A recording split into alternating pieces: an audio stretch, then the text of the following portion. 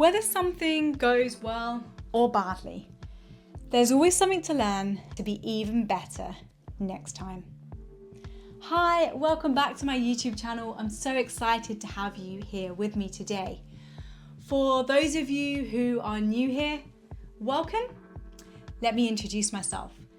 My name is Natalie Stanton and I am a Chartered Environmental Health Officer. And I'm here to help you get confident with food safety in your business.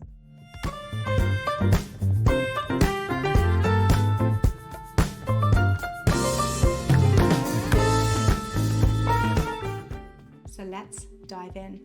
This is the third video then in a 3-part series. And today I wanted to share with you what to do after your EHO inspection. And the reason I wanted to share this is because, in my opinion, many businesses don't seize this opportunity at the end of a food hygiene inspection. So I kind of want to say, don't be shy. At the end of your inspection, you've got a free resource sat in front of you whilst the EHO is still there. Use this as an opportunity to ask any questions. And also, if they've told you that there's things you need to do, make sure you ask them and be really clear on what they expect from you. So let's imagine you've had your inspection. It's nearly done. The officer's rounding things up with you. So let's start with the scenario where you've actually been given a good food hygiene rating. Let's say you've achieved a rating of 5, which is very good. I would still always say, like with anything, there's always room for improvement. So when the officer's rounding up at the end of your inspection, use this as an opportunity to ask the officer if they think there's any areas that you could improve on.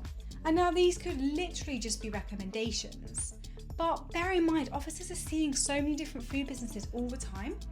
It may actually be helpful to know, and you can, learn something from them to get even better and continually improve what you're doing in your business.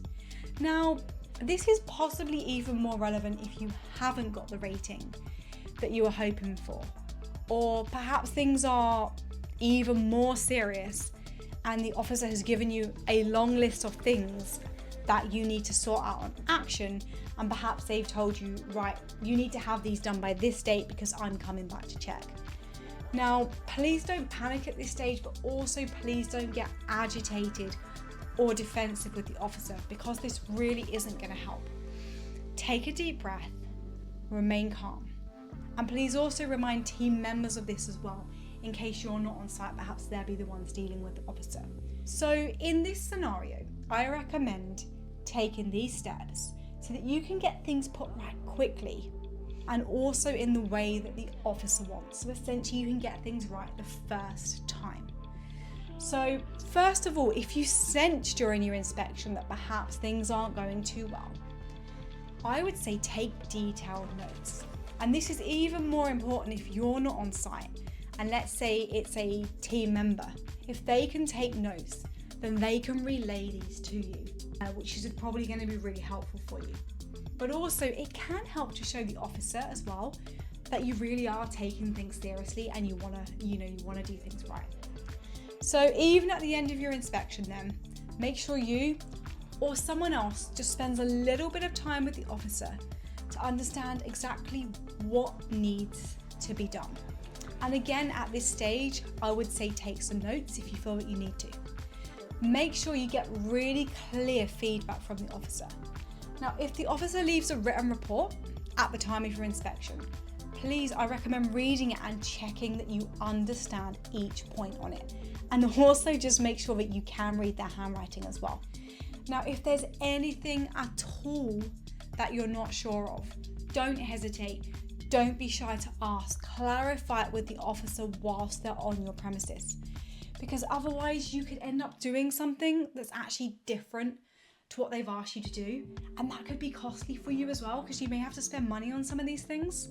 Now, the reason I'm really going on about this is because as an environmental health officer, when I used to work for local authorities, this has happened quite a few times. You'd go to revisit a food business who needed to have made improvements, and you'd find that they actually hadn't done what had been asked. And this is kind of a waste of time for everyone. This is what I would recommend to do at the end of the inspection. Ask any questions, get really, really clear on what the officer expects you to do. Now, after your actual inspection, once the officer's gone, I suggest going through the report again and then immediately actioning and rectifying any of the issues that you can do straight away. Also run through things with team members to find out what went wrong, why did this happen, and what can we do to prevent this happening in the future. Finally, if you're if you're unhappy with your rating, or perhaps you disagree with it, or maybe you do agree with it but you would like to apply for a re-rating once you've put things right. Now, these are all options that you have available to you. So following your inspection, the officer should provide you with details of how to go about doing these things. They're actually called safeguards under the Food Hygiene Rating scheme. So you can also find more information about the safeguards that are in place in relation to the Food Hygiene Rating scheme on the Food Standards Agency website, and I will drop the link for this below for you. Okay, and there you have it. Some key things to do at the end of your inspection. Now, I really hope you found this video helpful. Just like to mention at this stage, I actually create videos based on the questions that food businesses just like you guys and that your team members have. So if there are any other topics that you'd like me to cover, please drop these in the comments below and I will definitely see what I can do. So thank you so much for spending your time with me today. I really hope you found this video helpful and I hope to see you very soon.